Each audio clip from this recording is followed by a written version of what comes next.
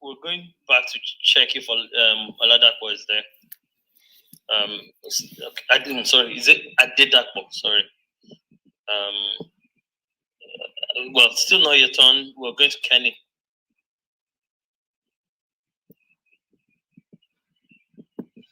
Kenny 09, we can't hear you. You've unmuted your mic, but you're not audible. Can you hear me now? Yes, I can. Yeah. All right, thank you. Well, I basically came in to listen because I found the topic of the room interesting. I guess I have to speak. I can't hear you. We are struggling. Okay, yeah. Sorry, my brother Moses. Can you hear me better now? Yes. All right, good. Thank you. So, I was struggling not to delve into partisan political discussion, but like Prof said just before me, saying the president is the father of the nation is, and then trying to use that as a road to beat the learned person on stage is embarrassing. Is elected president of the country, not the father of the country, for blessing, please. It's an employee of the people. Mindset is part of the problem we have as Nigerians. Our mindset, our understanding of democracy we claim to practice is warped. And it's a problem from the grassroots. Civic education is deliberately hidden from us, even in our school system. So we end up with lots of anecdotes and lots of aphorisms that allow our political elite to take advantage of us. When you see somebody is the father of the nation, what's the next step? Do not insult your father. Do not call your father to order. And you become a tyrant of a son if you critique your father. So that aside, and then saying don't import generators. Ban the import of generators while the country is producing 3,000 megawatts of electricity. It's like you have a child that is having severe anemia, PCV 4%, and you say you want to ban blood transfusion, so the child must produce blood by it. You want to kill, and people that have ears and are listening, and especially those that live in the country, open your ears wide, shine your eyes. The nightmare that is going on right now, the people that put you in there, they have not learned anything. Okay, I move to the topic. Now the topic says no region better off on its own. That is a lie. Off the top of my head, many people can, anybody being honest can agree that I'm not a Southerner, but at least if we go by the 6 regions we say we have in Nigeria, a South on their own, they are better off easily. At least economically, they are better off. Middle belt or North Central, as we call it, I'm sure they are better off security wise if they are on their own, because the genocidal massacres going on right now would not be happening if they had the their own law enforcement agencies. I'm talking of military, police, and other. At least self-defense will reign supreme. So easily you can tell that there are regions that are better also. And this is still the same self-perpetuating deceit that selling one Nigeria forces on the proponents. Nigeria is an unsellable product. It's a hard sell. Gajo, very bright guy, spoke for minutes talking about the dangers of what will happen if everybody goes their separate ways. Not one or two words about this is the advantage of all of us together as one. Oh, our number is good. Because every possible point you want to raise as what brings us together as a nation is easily debunked by the lived realities of many of us and by common sense, really. So a lot of the points I'm sure has been spoken already. I don't want to beat around. I just want to talk about two things: security. Policing. And by saying police, I don't mean the police for Nigeria Police Force alone. A key component of nationhood, because the primary responsibility of any government, before anything else, is first the security of its people or our people. Second thing is now the welfare. Security first, then welfare. I saw a story on Twitter any hours of this morning of a Nigerian guy that he went to the passport office, was going back for FCID officers of Alagbo or so, stopped the car, took the guy, demanded 10 million. The guy was 12, a few minutes to 12 a.m. He would have slept in that cell when his father's friend, who was an AIG, got him out of that gulag. That is the absurdity of the country we operate. The Nigerian, somebody asked a rhetorical question. If you as a Nigerian living in Nigeria, you are working, this is a Monday evening, Monday evening, you are working on the road with $10,000 in your pocket. can you comfortably share that information with a Nigerian police officer you meet on the road and say, "Oh, I have 10,000 in my pocket"? That is the moment where that might be the last your family will hear of you. The Nigerian army that is supposed to defend the territorial integrity of Nigeria, the lives and property of Nigeria, the territorial integrity of Nigeria, that is the unit that is supposed to be the most patriotic of patriotic entities in Nigeria. Shot and killed people singing national anthem, armless people singing national anthem, swaddled in the national colors. So how more patriotic do you expect me to be than the Nigerian army? How much more patriotic do you expect me to be than the Nigerian police? So the institutions of state do not believe in the country. The politicians, the rich guys that you talk about, you say the elites, they are all one. They do not keep their resources in the country. They do not get healthcare in the country. Their children don't school in the country. So who am I to believe in the country? It's an unsellable product. If you say everybody go your way, there will still be problems. Absolutely, there will be problems. But if you say it will be harder to solve, I beg to disagree. Because one of the core things that keeps a country together, like the United States example that everybody keeps revolving back to Olumori and Co. The United States, at least they have a common ground. Republicans and Democrats, there's this eternal go between them. But there's a point they meet in that the constitution of the supremacy of the constitution of the Federal Republic, of the United States, and the fact that they all willfully joined the union and they have the option to pull out. So those are core figures. That is the strongest rope that ties them together despite their differences. What is the rope that ties us together as Nigerians? Apart from the fact that we were cobbled together by our what's it called now? I don't want to call them. Our conquerors, really, the British. So there's no Nigerian dream. The aspiration, what kind of country do you want? Do you want a socialist country? Do you want let me know. No, political policy theory can even differ.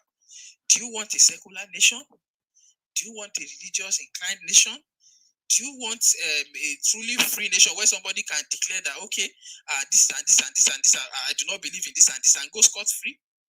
So there are some fundamental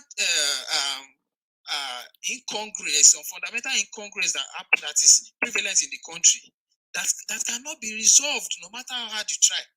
So the no region better off on its own is not true.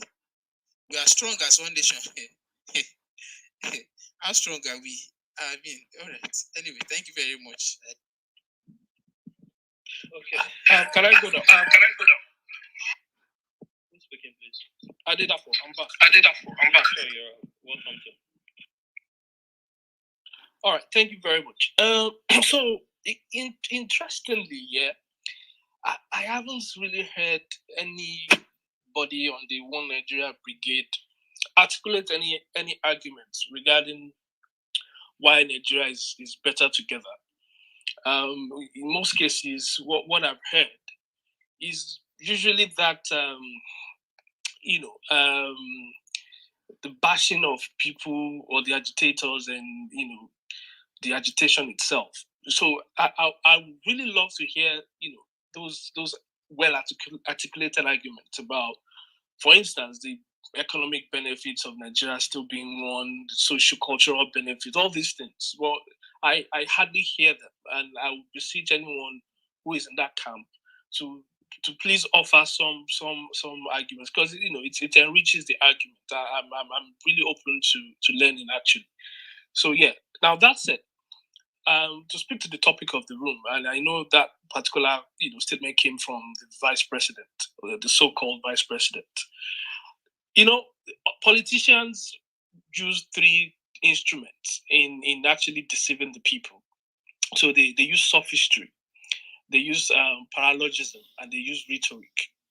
So these are instruments they carefully use to evade responsibilities, right? So when someone like Osinbajo saying things like, "Oh, we are better together, we're stronger together," or someone like Buhari saying Nigeria's unity is non-negotiable, and then you hear people saying, "No, one Nigeria is better off," and all. They are just rhetorics, right?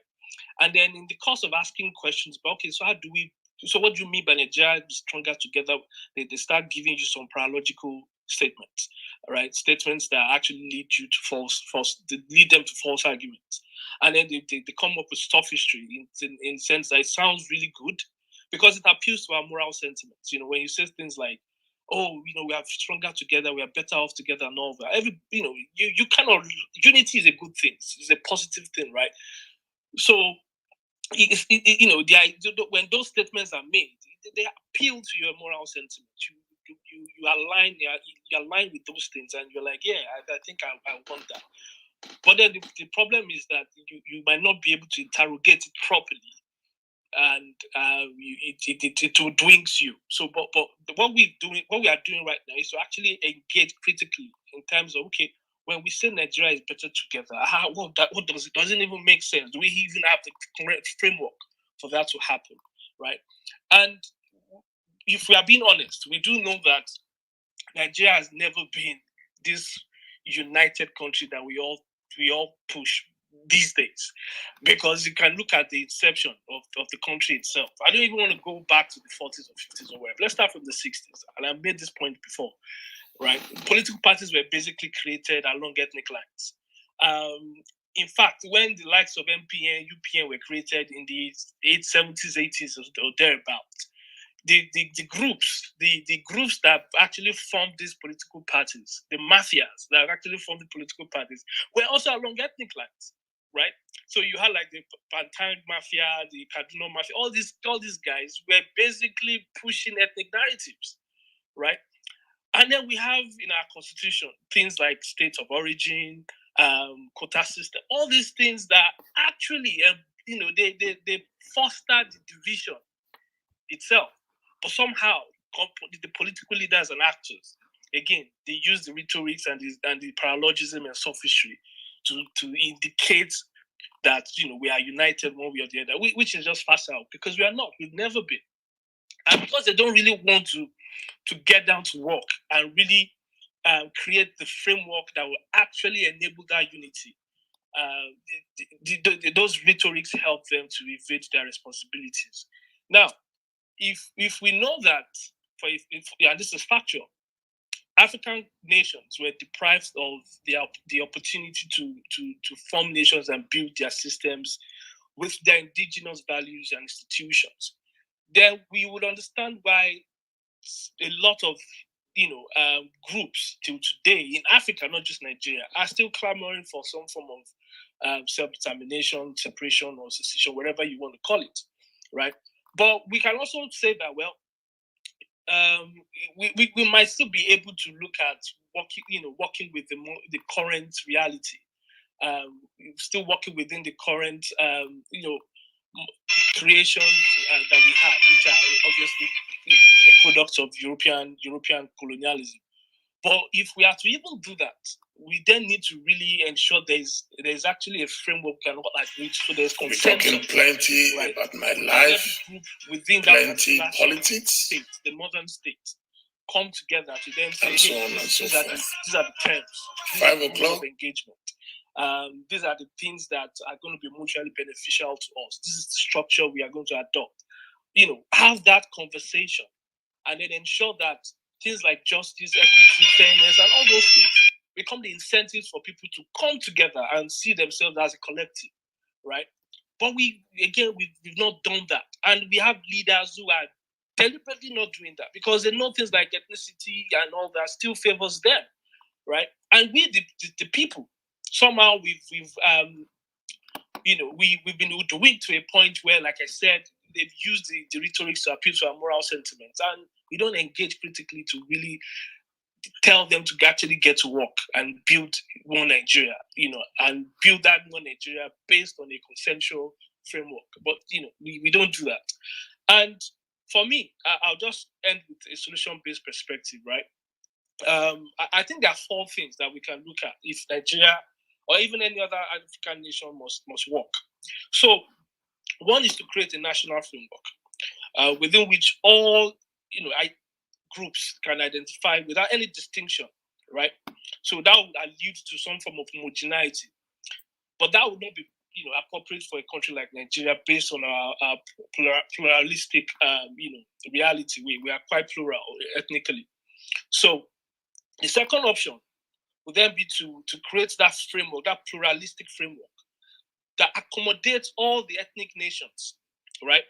And then you have like a federal arrangement where, the needs and the interests of the groups within that state are accommodated, right? And then there is this uniting commitment to the progress and prosperity of the entire country. And then we can have leaders who are going to invest and commit to building a national identity, which will then be a strong unifying force. Now, if we don't do that, then I think another thing will probably be, to again divide the countries and then have a power sharing formula. So ethnic nations can recognize themselves as individual and independent entities, but then they could have some form, we could say a confederal arrangement, which is different from a federal arrangement. And they could work out the details of that confederal arrangement. Or the last bit will be partition. And, I don't know why Africans are so, and I don't want to generalize anyways, but let me just say Nigerians, well, the ones who are in the other camp, I don't know why they are so fearful of, that reality, because I don't think it's going to be problematic. I actually think that it's, again, I've said this before, it's just a lack of imagination on the part of the leaders and the lack of audacity on the part of the people to actually envision and even imagine a new reality. So you can actually partition Nigeria just the same way India was partitioned into the dominion of India and dominion of Pakistan, right? And then Pakistan was further broken down to Bangladesh and all that. But we can't do that. We can definitely do that. And that does not mean it has to be on the basis of violence or it has to result into some form of conflict or tension, right? The partitioning could be done amicably when, these nations recognize that they are better off apart than being together. Right. And then again, they can have other economic arrangements, whether in terms of trading together or whatever. That can still be done. We don't necessarily have to maintain colonial borders just because we've been socialized within these states and systems. And we think that our so-called identity is on the cusp of being being expunged once there is such a thing as secession or partition. No, your identity as you have it today is not really actually genuine. In fact, I don't even think we have an identity yet. And that is the reason why people still retreat to their ethnic identities. And unless anybody is deceiving himself or herself, I tell you this, your identity is more than just putting down Nigeria or Nigerian in front of your name or whatever. It encapsulates your values, your principles, and all sorts of things, including your myths too. And you don't have that as a Nigerian, but you do have that in your various ethnic identities, right? But again, like I said, if we really want Nigeria to be together, then we should hold these leaders accountable and tell them to get to work and build that framework that will ensure that unity. And if that's not going to be the case, then partitioning is also, possible. And I don't think they have heard any arguments, strong arguments against that particular option. So I'll yield here for now. So yeah, I guess I'm the next. Yes. But hold on, Olami. Huh? Yeah, let me. Oyeka, okay, I guess you want to say something, but Oyeka, I wanted to make some remarks, right? I guess you can also go, and then Zainab will take over, right? The lead mod role in the room. So starting with Ade and Olami, or with Olami and then Ade.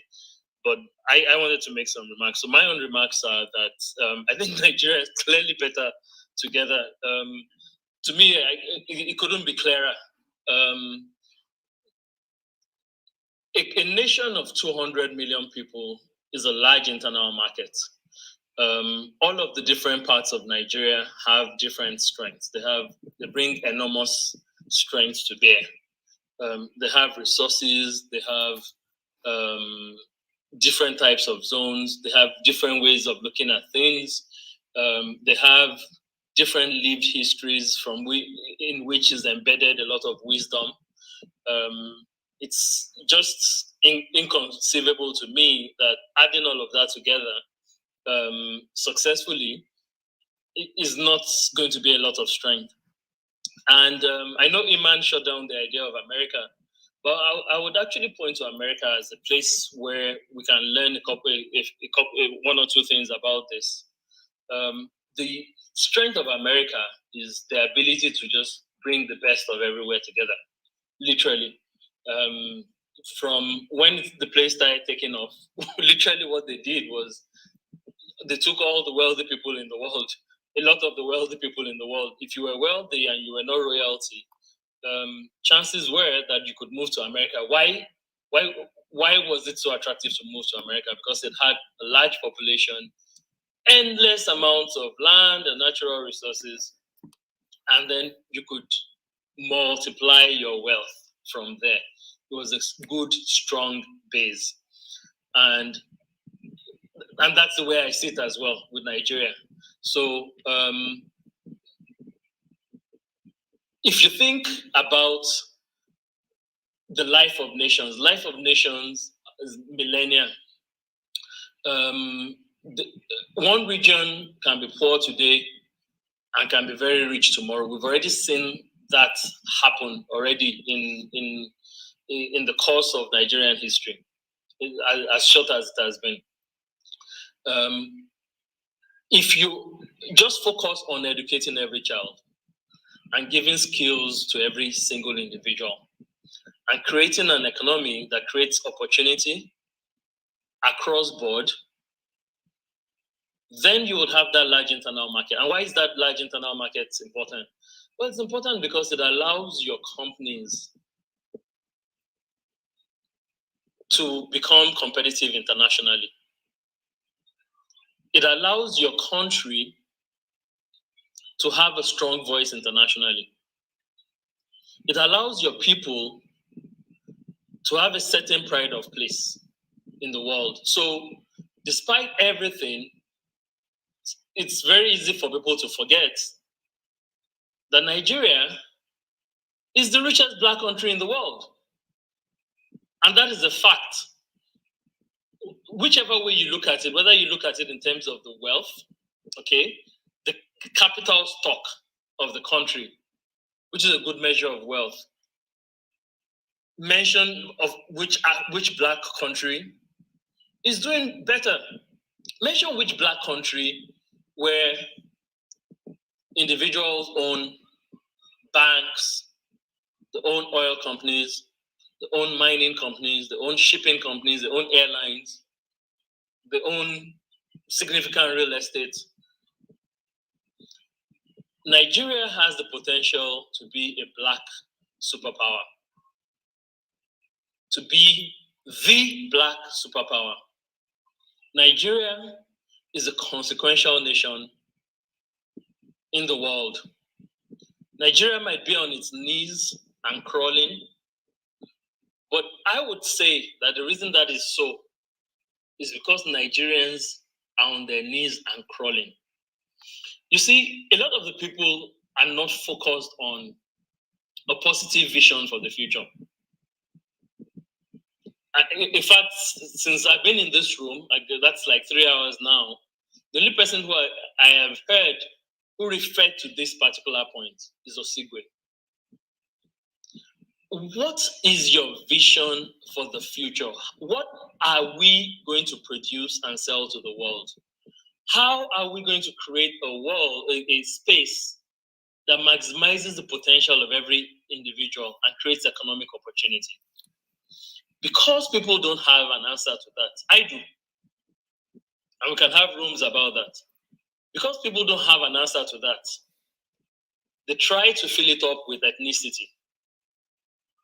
They try to fill it up with identity. And there's nothing wrong with identity. There's nothing wrong with ethnicity. I love Yoruba culture. I totally, deeply love. Anybody who knows me will tell you that I am in love with Yoruba culture. I'm always looking to learn more about my culture. I'm very deeply rooted in it and attached to it. However, That is the exact point for me. My culture is still there. It's still intact. My homeland is there and free within Nigeria. Now, the question is, it's not even a question. Where I stand, I don't see anything that an ethnic enclave, if your vision is that the only path forward is to create an ethnic enclave, that is repugnant to me. For me, there are several reasons why that would never work. Why? Because one of the first reasons is that just look at every single thriving modern nation. I remember that Olami mentioned Denmark. And contrary to what he said, I've never lived in Denmark. I've lived in Italy, I've lived in France, I've lived in the US. I've never lived in Denmark. I did work for the Danish government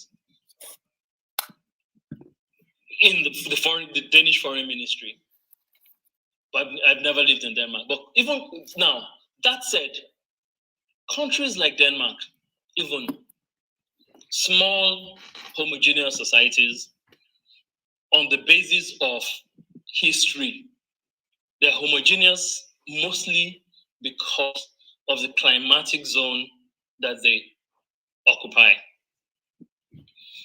The rest of Europe is not really homogeneous.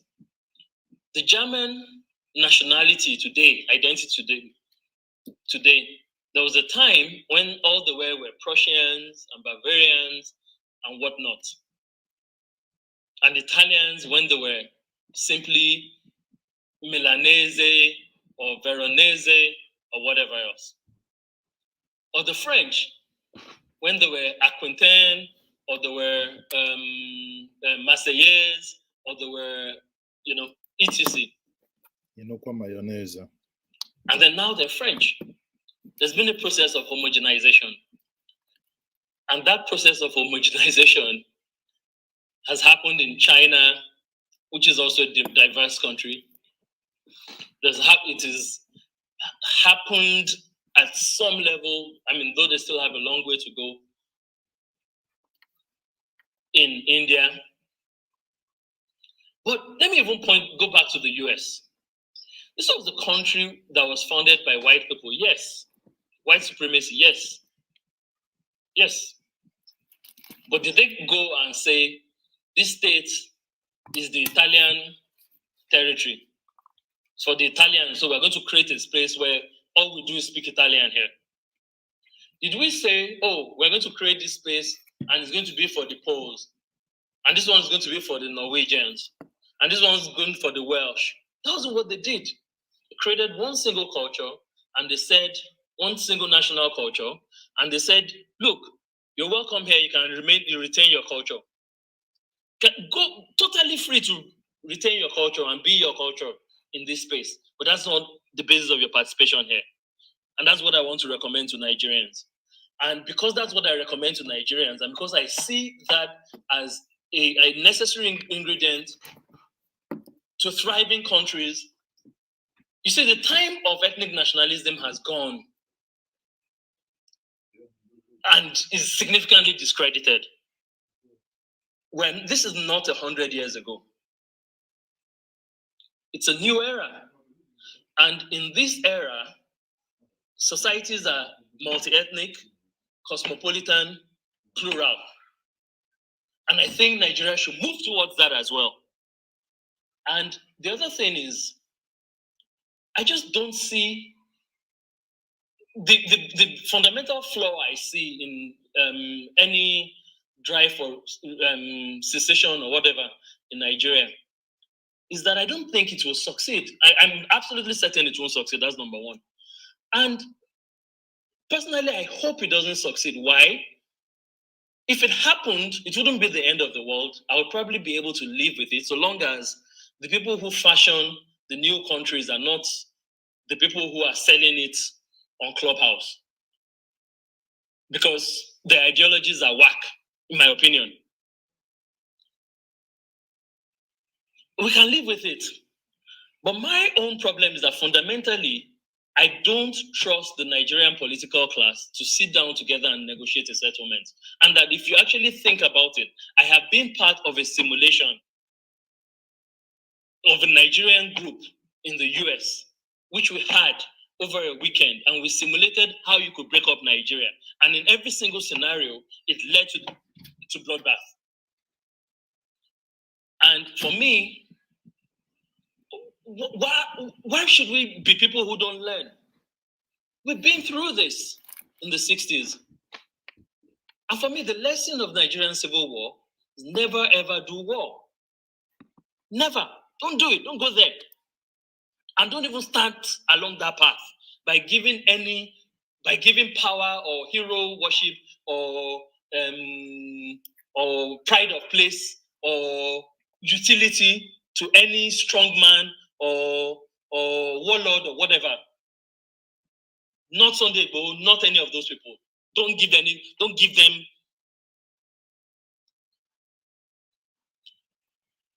And I don't trust them to sit down together and negotiate.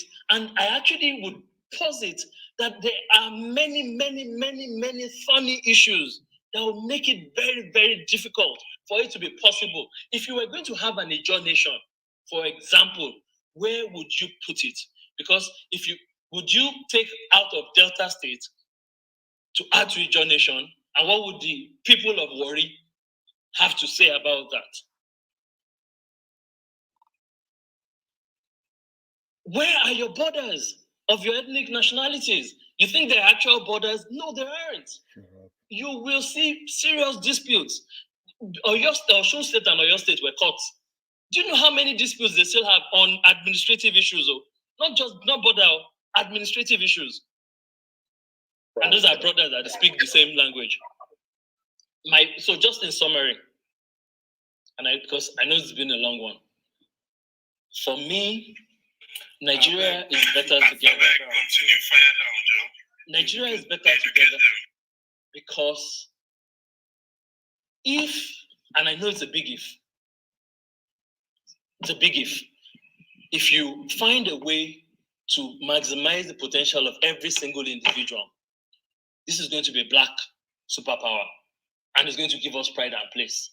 And because I've noticed, I'm sorry if anybody thinks it's a low blow, I don't mean it as such. I myself was in the diaspora. I noticed that the most strident people I've met, because I live in Lagos and I live in the Southwest. I go to Ibadan regularly, I go to Abeokuta regularly, and I go to Ibarakpa. I can tell you that when I talk to all kinds of people, the most strident people talking about separation of Nigeria or blah, blah, blah, or balkanization or whatever are diaspora people. And I'm sorry, part of the reason why you are so attached to that idea is because maybe you don't have a proud black homeland that you've led back to, or that you're looking forward to coming back to. And that's the more reason why I will point out to you that if we can achieve that, it's not going to be easy. But it's down to all of us. Let us make it work. Last statement, my very last statement. I don't see any problem that separation or balkanization solves for me.